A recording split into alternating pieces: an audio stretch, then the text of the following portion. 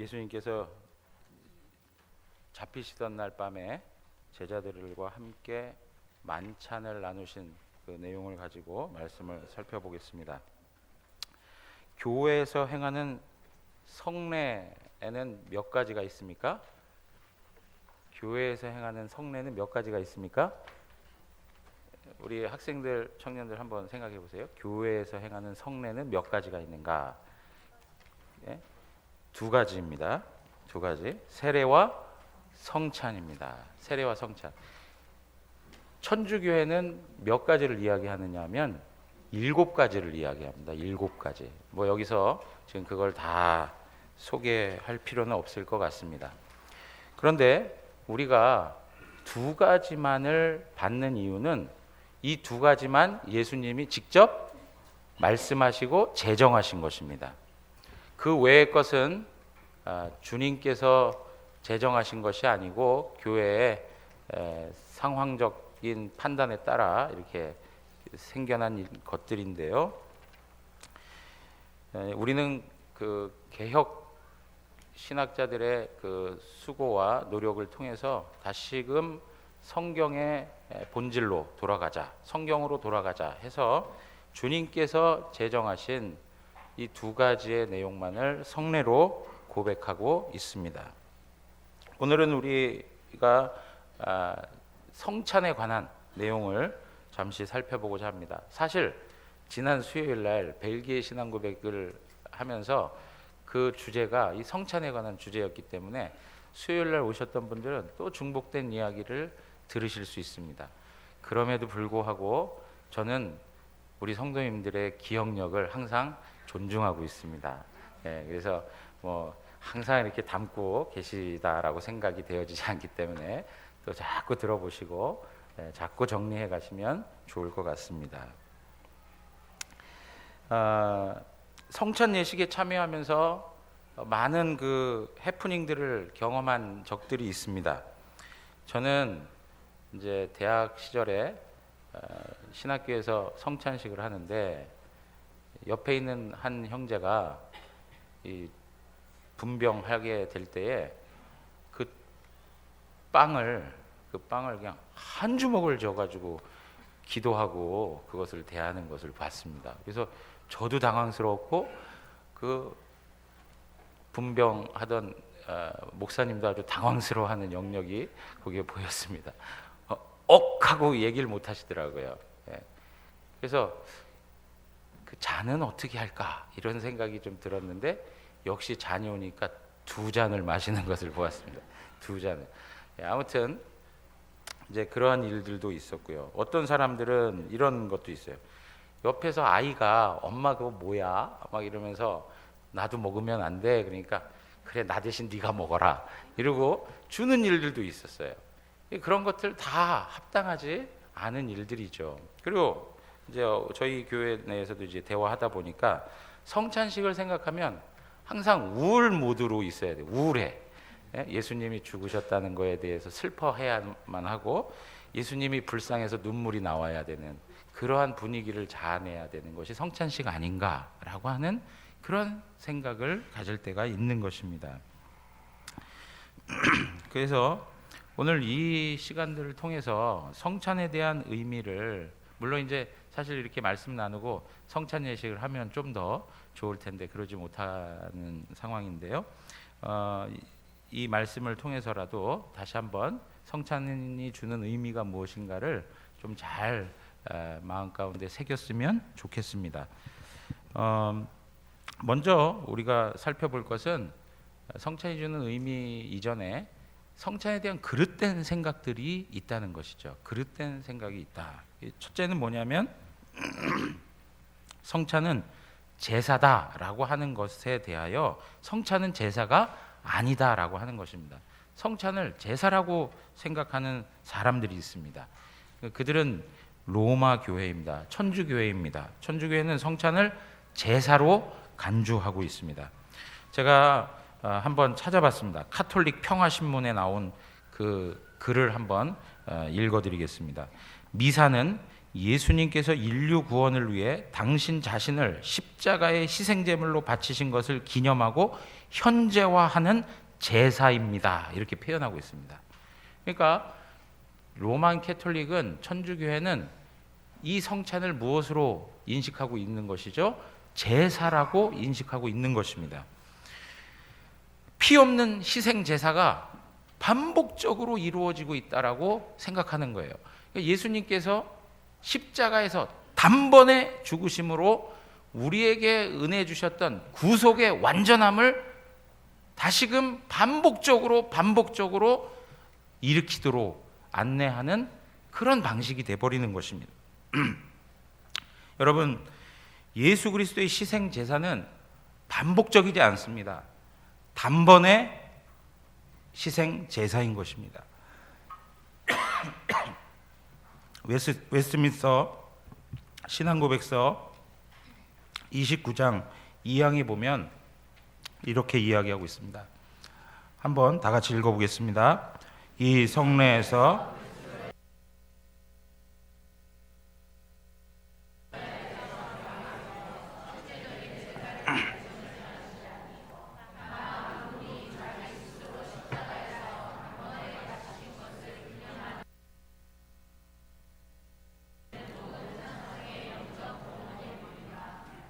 그러므로 천주교의 자칭 미사 제물은 그리스도의 희생에 대하여 지극히 가증스럽게 부정한 것이다.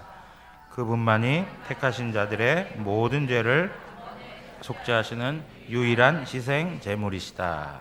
예. 웨스트민스터 신앙 고백서에 이렇게 고백하고 있는 거예요. 미사 제물은 그리스도의 희생에 대하여 지극히 어떻게 된다고요? 가증스럽게 부정한 것이다. 그렇게 얘기하고 있습니다. 오직 예수 그리스도만이 택하신 자들의 모든 죄를 단번에, 이게 중요한 거예요. 단번에 속죄하셨다라고 하는 것입니다. 그러니까 이것이 잘못되면 무슨 이야기가 되는 거냐면요, 예수 그리스도의 속죄의 완전성을 부인하는 일이 되는 거예요. 단번에 이루신 예수 그리스도의 속죄의 완전함, 그것을 부인하는 일이 되어버리는 거예요. 히브리서 10장 11절 말씀에 이렇게 있습니다. 제사장마다 매일 서서 섬기며 자주 같은 제사를 드리되 이 제사는 언제나 죄를 없게 하지 못하거니와, 12절입니다. 오직 그리스도는 죄를 위하여 한 영원한 제사를 드리시고 하나님 우편에 앉으사, 그렇게 얘기하고 있습니다. 오직 그리스도는 죄를 위하여 어떻게 하셨다고요? 한 영원한 제사를 드리셨다 그래요. 그리고 나서 14절 그가 거룩하게 된 자들을 한 번의 제사로 영원히 온전하게 하셨느니라 그래요. 한 번의 제사로 영원히 온전하게 하셨다라고 선언하고 있어요. 18절 다 같이 한번 읽겠습니다. 18절입니다. 이것들을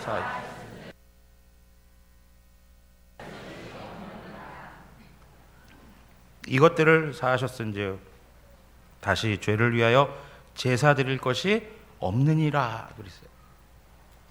제사가 더 이상 필요치 않아요. 그런데 캐톨릭 교회에서는 계속적으로 뭐요? 제사를 드린다라고 얘기하는 거예요. 성찬은 제사가 아닙니다. 성찬은 제사가 아니에요. 그것을 인정하게 되면 예수 그리스도의 한 번의 속죄의 완전성을 부인하는 일이 돼버리는 거예요. 사랑하는 성도 여러분, 우리가 간혹 이런 말 할 때가 있어요. 기도할 때라든가 이럴 때 이 제단에서 하나님께서 어떻게 해주십시오, 대구 영안 제단이라고 하는 표현들을 써요. 여러분, 제단 아닙니다. 제단 아니에요. 예수 그리스도께서 단번에 죽으심으로 제사와 관련된 모든 것은 다 끝났습니다. 제단이라고 표현하시면 안 됩니다. 오직 예수 그리스도만이 제물이 되시고 예수 그리스도가 그 모든 것을 다 성취하셨습니다. 이러한 부분에서 우리가 바른 용어들을 사용하는 것도 매우 중요하다, 이렇게 말씀드리는 것이죠. 제가 말씀드려요. 여기 이 강대상액은 제단이 아니에요. 그냥 말씀이 선포되고 하나님 말씀이 증거되어지는 그런 단상일 뿐이에요. 여기가 더 무슨 지성소와 같은 그런 의미를 담고 있지 않습니다.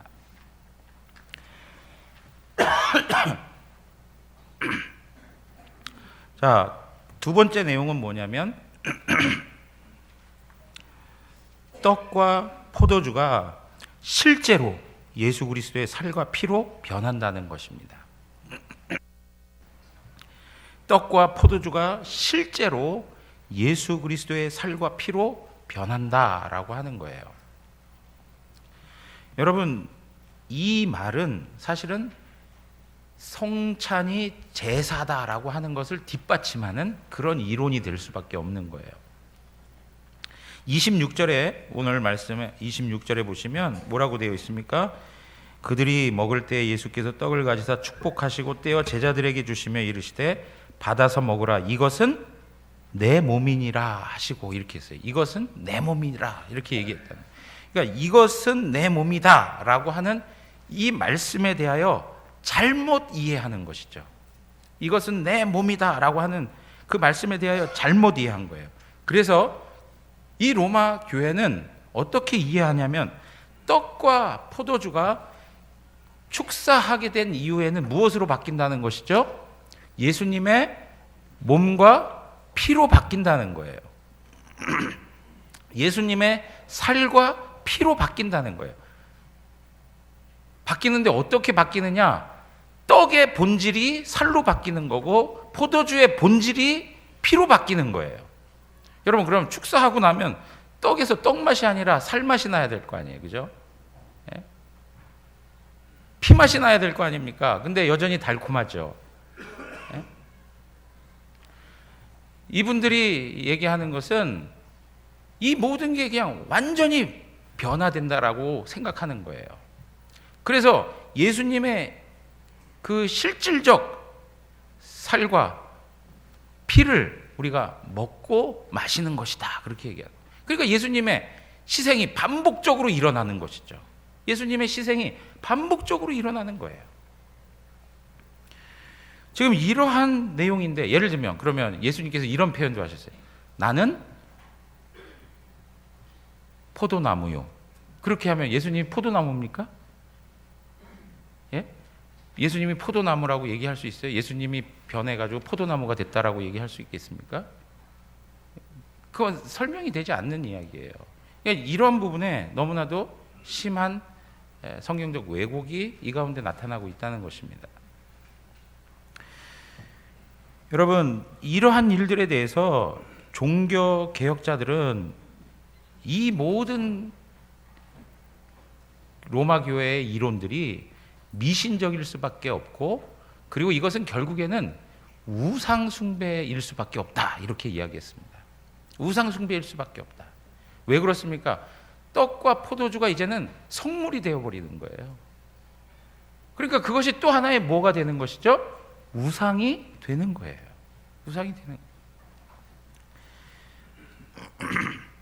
이러한 그 방식들에 대해서 종교 개혁자들이 이제 성경적인 견해들을 이렇게 드러내기 시작합니다. 그래서 로마 교회에서 개혁한다고 개혁했지만 좀 덜 개혁된 입장이 누구냐면 루터의 견해예요. 루터의 견해.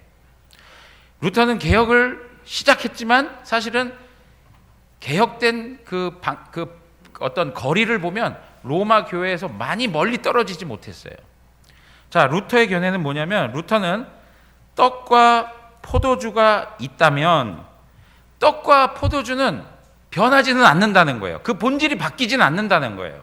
그런데 떡과 포도주 위에, 그리고 그것들과 함께, 그리고 그것들 아래에 예수 그리스도의 육신이 임한다는 거예요. 예수 그리스도의 육신. 그러니까 예를 들면 이것이 떡이면 이 떡 위에, 떡과 함께, 떡 아래에 뭐가 임한다고요?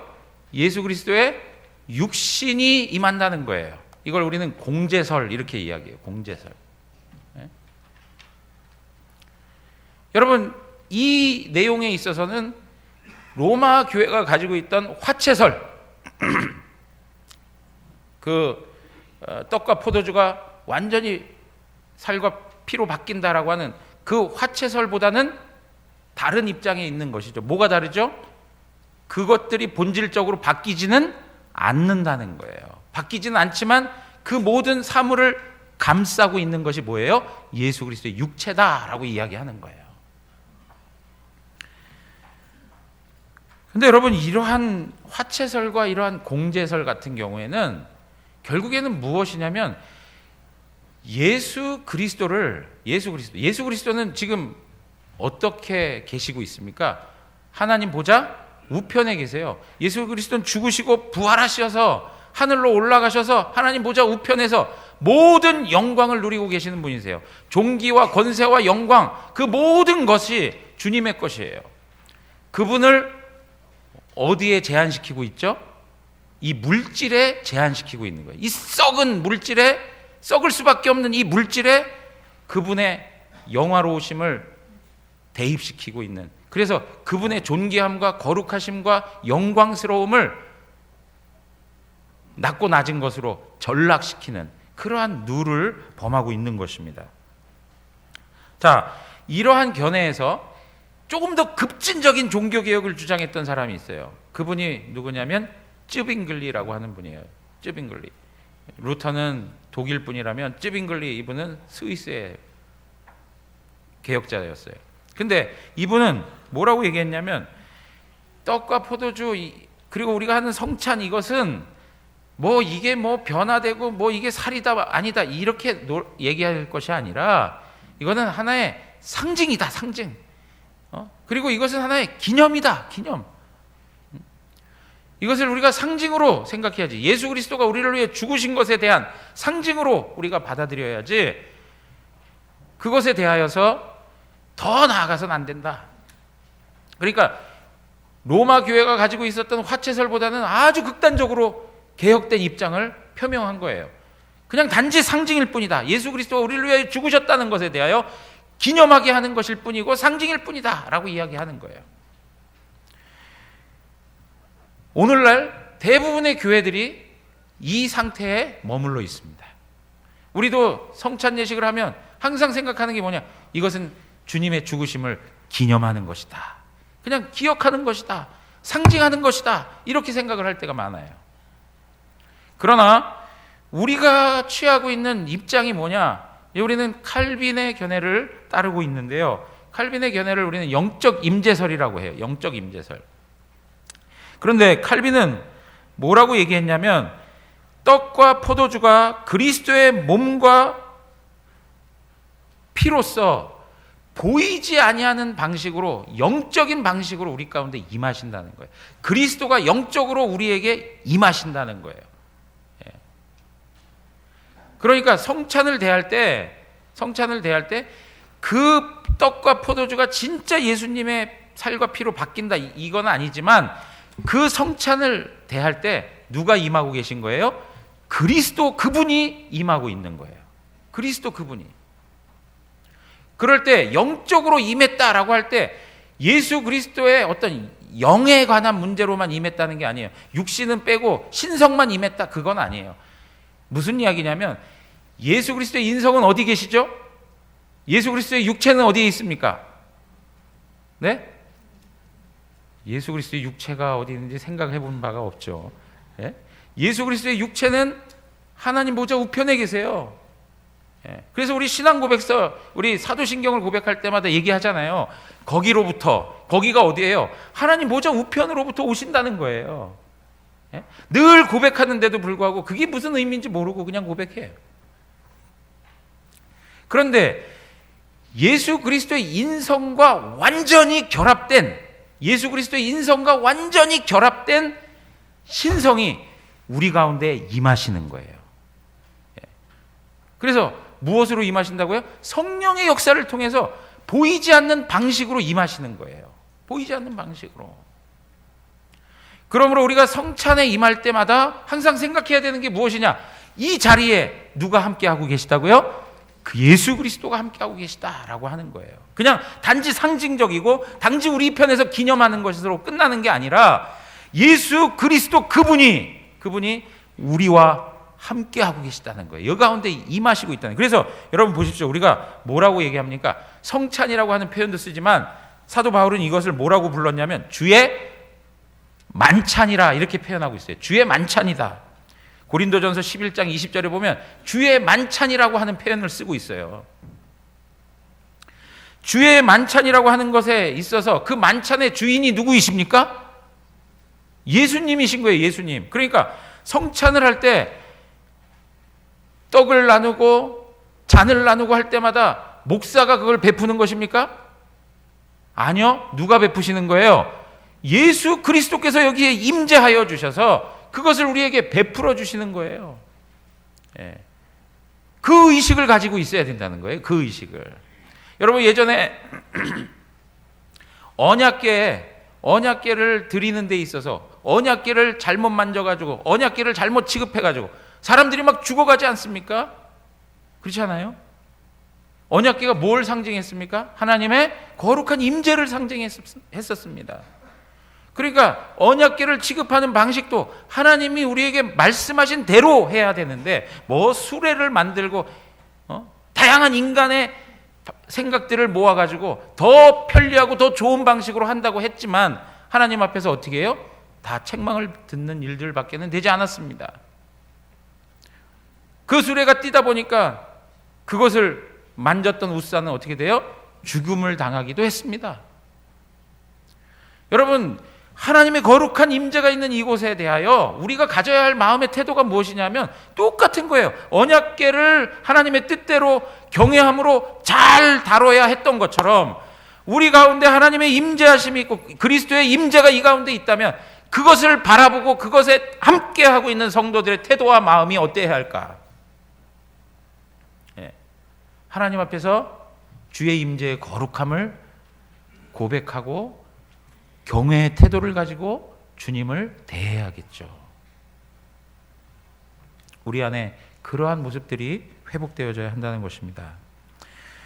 자, 그러면 우리가 성찬의 의미에 대해서 좀 간단하게 지금 말씀드린 것 가운데도 중간중간에 말씀드렸는데 그 내용들을 좀 간단하게 정리해서 말씀드리겠습니다. 첫째는 뭐냐면 성찬은 예수 그리스도의 구속의 은혜를 기억하는 것입니다. 기억하고 기념하고 그것을 잊지 않는 거예요. 예수님께서 우리를 위하여 십자가에 죽으셔서 우리에게 구원의 은혜를 베풀어 주신 것에 대하여 기억하는 거예요. 여러분 이 성찬은 구약에 무엇을 배경으로 하고 있습니까? 유월절을 배경으로 하고 있습니다. 유월절을 통해서 어린 양의 피 흘림이 있습니다. 그리고 유월절 만찬을 가족 식구들이 함께 하고 있습니다. 그 유월절을 할 때마다 하나님께서 그 백성들에게 뜻하신 바가 있습니다. 뭐냐면 출애굽기 12장 26절에서 27절 보면 한번 보실까요? 이후에 너희의 자녀가 묻기를 이 예식이 무슨 뜻이냐 하거든. 아니 유월절 예식이 이게 뭡니까 도대체? 유월절 절기 이게 뭡니까? 자녀들이 물어본다는 거예요. 아버지 어머니 지금 우리가 하고 있는 이 유월절 예식을 왜 하는 겁니까? 이게 뭡니까? 이렇게 물어본다는 것이죠. 그러면 어떻게 하라고요? 27절 다 같이 한번 읽겠습니다. 너희는 이르기를 이는 여호와의 유월절 제사라. 여호와께서 애굽 사람에게 재앙을 내리실 때 애굽에 있는 이스라엘 자손의 집을 넘으사 우리의 집을 구원하셨느니라 하라 하매 백성이 머리 숙여 경배하니라. 여러분 뭐라고요? 우리의 집을 구원하셨다. 누가? 하나님께서요. 애굽에 있는 모든 장자를 죽이실 때에 하나님의 백성의 집을 뛰어넘으시고 우리를 구원하셨다라고 하는 것을 알려주라는 거예요. 기억하게 해주라는 거예요. 사랑하는 성도 여러분, 마찬가지입니다. 성찬도 마찬가지인 거예요. 주님께서 우리에게 그 주님이 잡히시던 날 밤에 그렇게 중요한 날, 그리고 중요한 이 성찬을 허락하신 데에는 예수 그리스도가 우리를 위하여 죽으셨다는 것, 그리고 그분이 이루신 구속의 은혜가 있다는 것을 기억하라는 거예요. 기억하라. 그러니까 고린도전서 11장에 사도 바울이 이렇게 얘기하는 것이죠. 축사하시고 떼어 이르시되 이것은 너희를 위하여 내 몸이니 이것을 행하여 나를 기념하라 하시고, 식후에 또한 그와 같이 잔을 가지시고 이르시되 이 잔은 내 피로 세운 새 언약이니 이것을 행하여 마실 때마다 나를 기념하라 하셨다. 예. 기념하라는 거예요. 기념하라. 기억하라는 거예요. 여러분, 우리 주변에 보면 그 어떤 역사의 우인들을 놓고 기념하기 위해서 여러 가지 방법들을 다 이렇게 동원하잖아요. 그 중에 요새 이제 우리나라도 좀 많이 하려고 하는 게 길 이름을 갖다가, 그죠? 뭐 세종대왕로 뭐 이런 식의 이름들 쓰잖아요. 태계로 뭐 이런 표현들 쓰잖아요. 그죠? 마찬가지로 인간은요 계속 잊어먹게 돼 있어요. 제가 아까도 말씀드렸죠. 그게 우리가 머리가 나빠서가 아니고요, 우리는 다 항상 잊어버리게 돼 있어요. 예. 하나님이 주시는 은혜, 사랑, 하나님의 자비하심, 긍휼하심, 그 모든 것들에 대해서 누릴 때 너무 감사하지만 조금 지나면 그새 잊어버리는 게 인간의 부패한 심령이에요. 예. 인간 죄악의 심성이 악하기 때문에 하나님께서 우리에게 그런 안전장치를 해주시지 않으면 우리는 하나님의 은혜를 놓칠 수밖에 없어요. 사랑하는 성도 여러분, 기억하는 것이 중요합니다. 하나님이 우리에게 주신 은혜들을 어떻게 기억하며 살아가고 있습니까? 매일의 삶 속에 하나님이 허락하시는 풍성한 은혜의 복을 어떻게 기억하며 살아가고 있습니까? 하나님 앞에서 기억하는 은혜가 있기를 바랍니다. 그래서 기억하기 위해서 부단히 노력하셔야 돼요. 우리가 다양한 방식으로. 근데 그 대표적인 게 뭐라고요? 주님께서 성찬을 통해서 기억하게 하신 거예요. 기억하게 하신 거예요. 두 번째는 예수 그리스도의 구원의 은혜를 우리로 하여금 확증하시기 위해서, 인치시기 위해서 그런 거예요. 인치시기 위해서. 여러분, 성례는 표와 인입니다. 표와 인. 성례가 가지고 있는 기능, 표요인이다라고 하는 거예요. 이게 무슨 얘기냐면, 여러분, 표라고 하는 것은 사인을 이야기하는 것이죠. 어떤 사인을 보면 거기에 담긴 의미를 우리가 이해합니까? 이해하지 않습니까? 이해해요. 예를 들면 어떤 가다가 도로에 교통 표지판에 스탑이라고 하는 사인이 있습니다. 그럼 그건 뭐예요? 정지라고 하는 사인이 있어요. 그건 뭐예요? 멈추라는 거 아닙니까? 그죠? 멈추라는 거예요. 그런 표를, 그 의미가 담겨 있는 걸 우리 눈에 쉽게 알 수 있도록 보여준 거예요.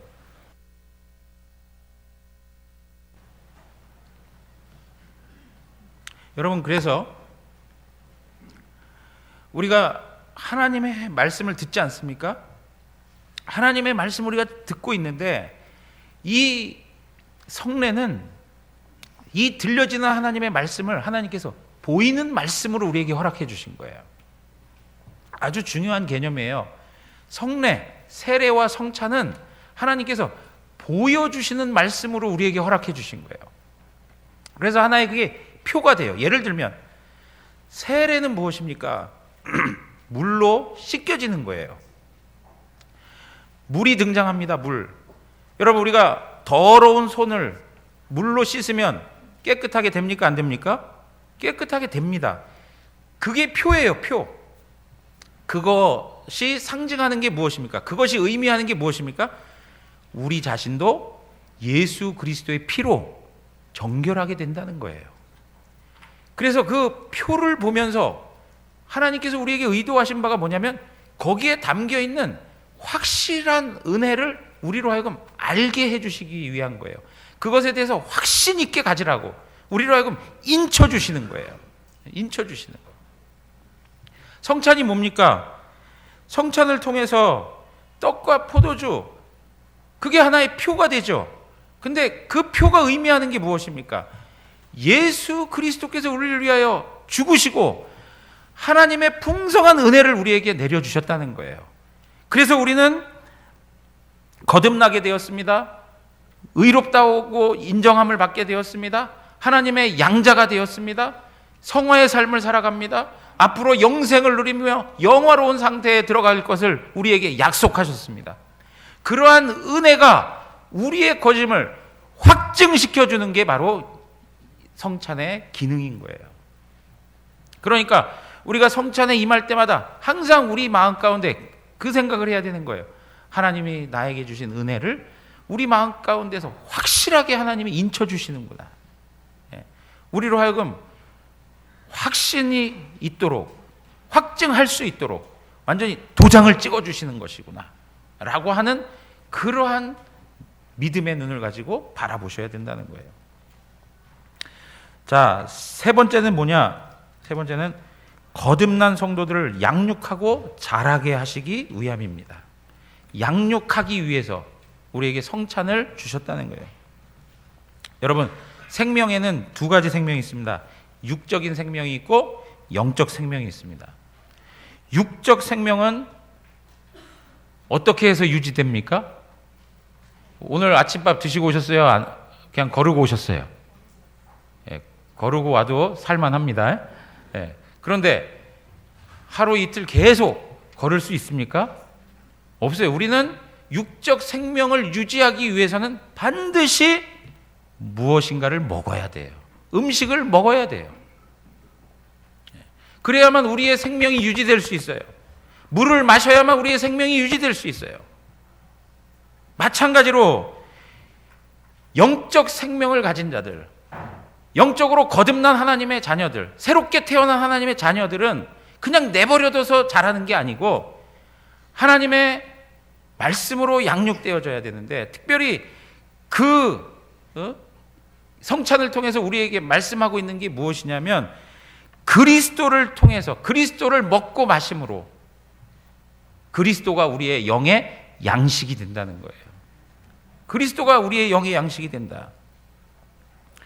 여러분, 우리 그리스도인들은요, 두 가지 생명을 가지고 있는 사람들이에요. 육적인 생명을 가지고 있고 영적인 생명을 가지고 있는 사람들이에요. 아무나 영적인 생명을 가지고 있는 거 아닙니다. 하나님이 택하신 하나님의 사람만이 영적 생명을 누리는 거예요.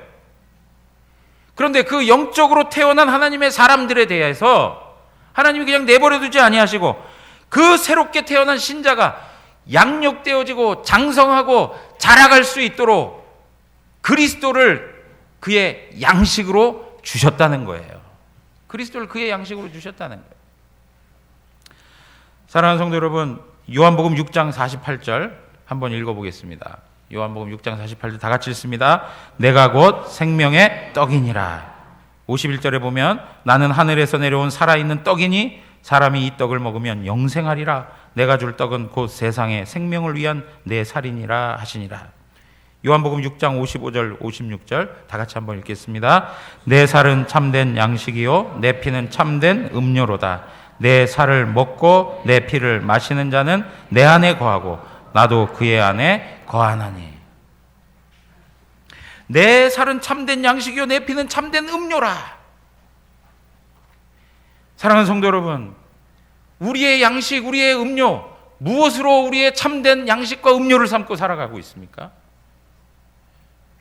진정으로 예수 그리스도 그분이 우리의 참된 양식이고 음료가 됩니까?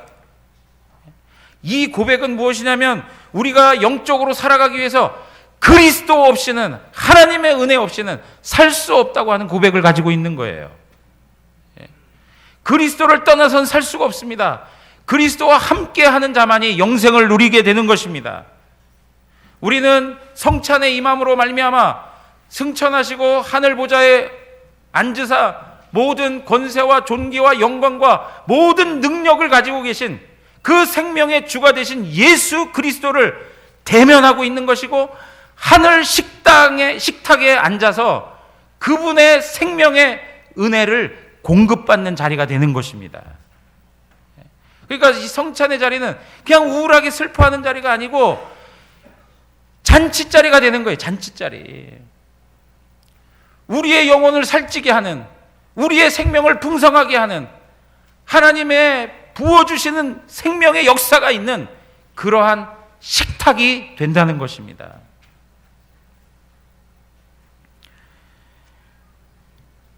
사랑하는 성도 여러분, 예수 그리스도 없이 살 수 있습니까?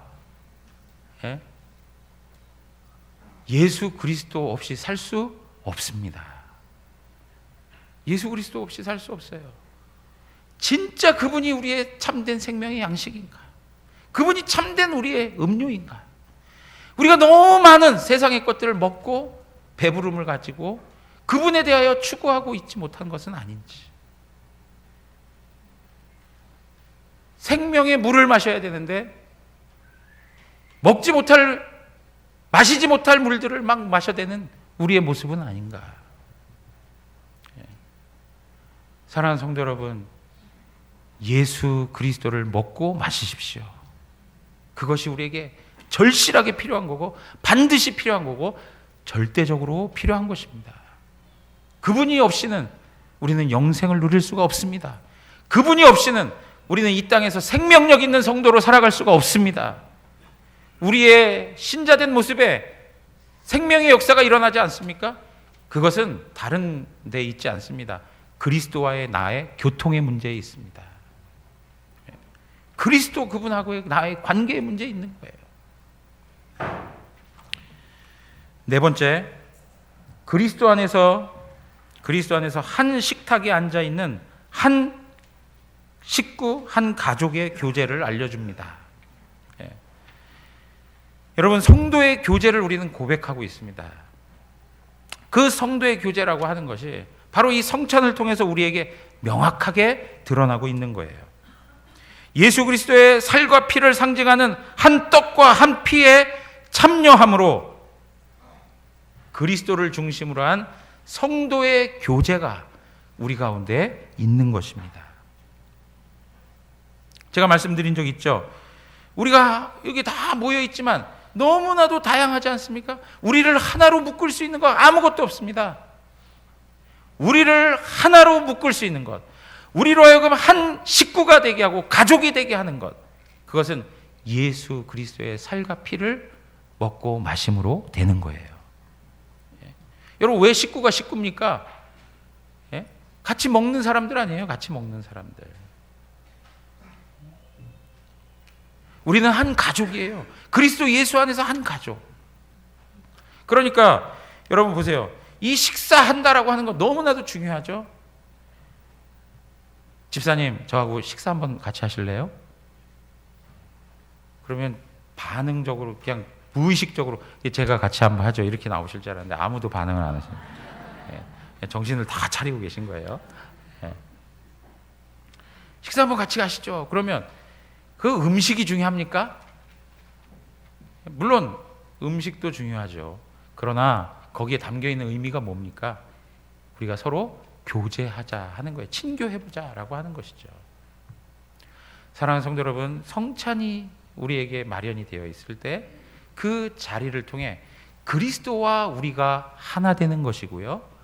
그리스도의 살과 피를 먹고 마심으로 우리 온 교회가 한 식구가 되는 거예요.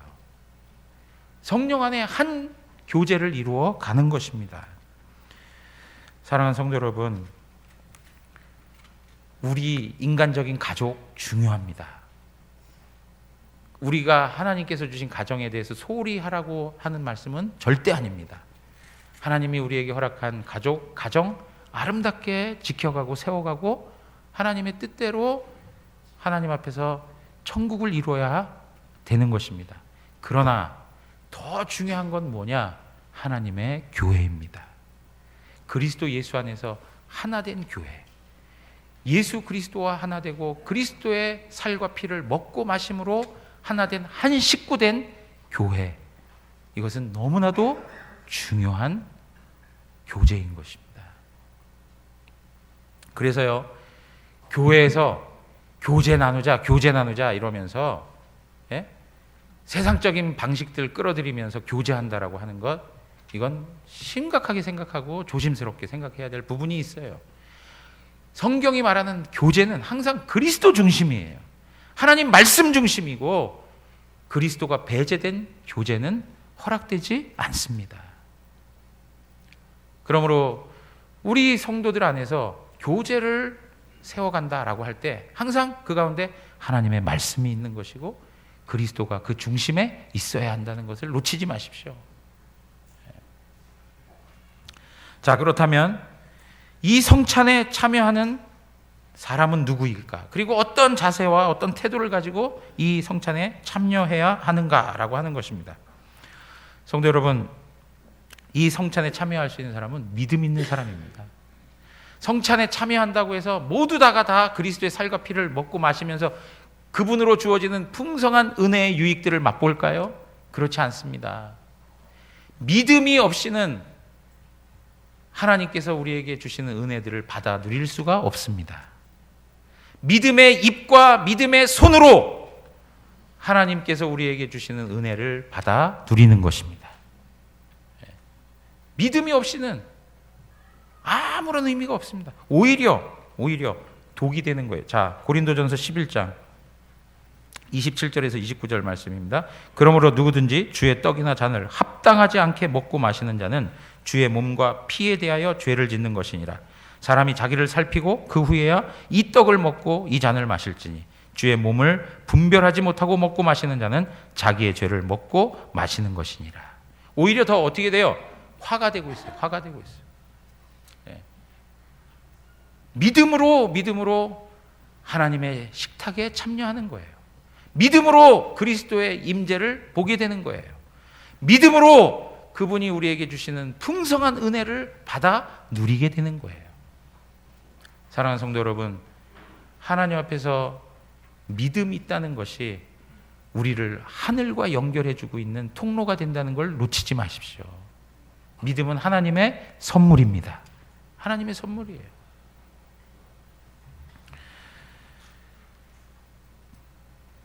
하이델베르그 요리문답 81문에 보면 누가 주의 상에 참여할 수 있습니까? 그렇게 얘기하고 있습니다. 한번 읽어보겠습니다.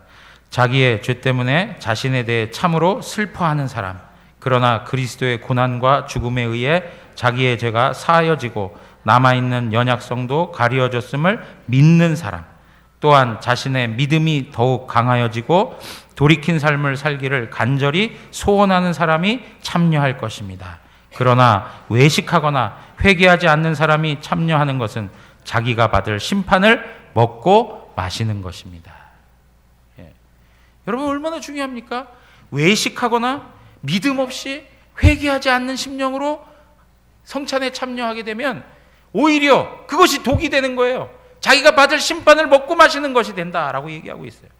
그러므로 성찬에 임할 때에 철저히 자기 자신이 죄인인 것을 회개하고 예수 그리스도를 바라보며 그분만이 나를 구원해 주실 분임을 고백하고 그분 앞에서 받은 은혜를 따라 하나님의 말씀을 철저히 순종하며 돌이킨 삶을 살겠다라고 하는 그러한 섬김의 태도가 있는 심령, 그러한 자들이 성찬에 참여하여 하나님의 풍성한 복을 누리게 되는 것입니다. 그러니까 믿음이 없으니까 이 모든 것들이 다 따르지 못하는 것이죠. 여러분, 이러한 말씀과 관계해가지고요, 고린도 교회에 지금 우리가 읽었던 이 말씀이 뭐가 중요한 문제냐면, 사람이 자기를 살피고 그 후에 이 떡을 먹어라 그럴 때 자기를 살핀다는 게 뭐냐라고 할 때 바로 이 항목에 대한 내용인 거예요. 내가 죄인임을 깨닫고 예수 그리스도를 전적으로 바라보는 그런 믿음의 태도, 그리고 그분이 나의 모든 것들을 다 용서해 주셨음을 확신하고 이제 구원받은 하나님의 자녀로서 거룩하고 하나님의 뜻을 받들며 살아가기를 소원하는, 진정으로 하나님의 뜻대로 섬기며 사랑하기를 소원하는 그러한 성도의 모습이 있어야 된다는 거예요. 그런데 지금 고린도전서 그 11장 우리가 읽었던 이 말씀이 어떤 배경에서 주어진 거냐면요, 그 당시에 고린도 교회에 갈등이 있었어요. 어떤 갈등이냐? 성찬에 관한 문제 때문에 부자들과 가난한 사람들의 갈등이 있었어요. 부자들은 일찍 와가지고 성찬에 참여하면서 자신들이 먹을 것을 다 먹어버리고, 가난한 사람들은 일하다가 늦게 와가지고 거기에 참여할 수 있는 아무런 음식거리들이 없었던 것이죠. 그러다 보니까 그런 갈등이 있었어요. 그러한 맥락 속에서 자기 자신의 죄를 깨닫고 하나님의 은혜 앞에 예수 그리스도를 바라보며 그분이 주시는 은혜로 내가 하나님의 자녀된 것을 확신하고 이제 돌이킨 하나님의 사람으로서 하나님의 뜻을 따르겠습니다 하는 이 하나님의 뜻을 따르겠습니다라고 하는 것에 무엇이 담겨 있는 것이냐면 하나님을 섬기듯이 나의 형제들과 이웃들과 주의 교회의 성도들을 섬기겠다는 거예요. 가난한 자들을 배려하고 가난한 자들을 섬기고 가난한 자들을 사랑하겠다라고 하는 이 의미가 담겨 있는 거예요. 예. 그러니까 이러한 내용들이 단지 하나님과 나와의 관계만이 아니고 누구요? 다른 교회 공동체 일원과 관계에서, 다른 식구들과 관계에서, 다른 성도들과 관계에서 하나님의 뜻인 사랑을 온전히 실천하며 하나님 앞에 자기 자신을 살피며 성찬에 임하라고 말씀하고 있는 거예요. 사랑하는 성도 여러분, 오늘 우리가 이러한 성찬의 내용들을 살펴보면서 이 성찬의 은혜는 단지 우리가 그냥 우울하게만 성찬을 바라보는 그런 것이 아니라 하나님 앞에 경외함을 가지면서도 우리가 하늘 잔치에 참여하고 있다는 거예요. 하늘 식탁에 참여하여서 모든 권세와 존귀와 영광을 가지신 예수 그리스도로부터 풍성한 생명의 은혜를 누리고 있다는 것을 고백하고 그 은혜 가운데에서 우리가 성도의 영광을 그리고 성도의 그 풍성한 능력을 경험하고 살아가고 있다는 것을 고백하는 것입니다. 오늘 우리가 늘 성찬에 대해서 하나님께서 주시는 은혜가 얼마나 큰지를 생각하시고 그 하나님의 사랑 가운데 사로잡힌 바 되어 하나님 앞에 영광 돌리는 우리 대구 영안교회 성도들 되시기를 주님의 이름으로 축원합니다.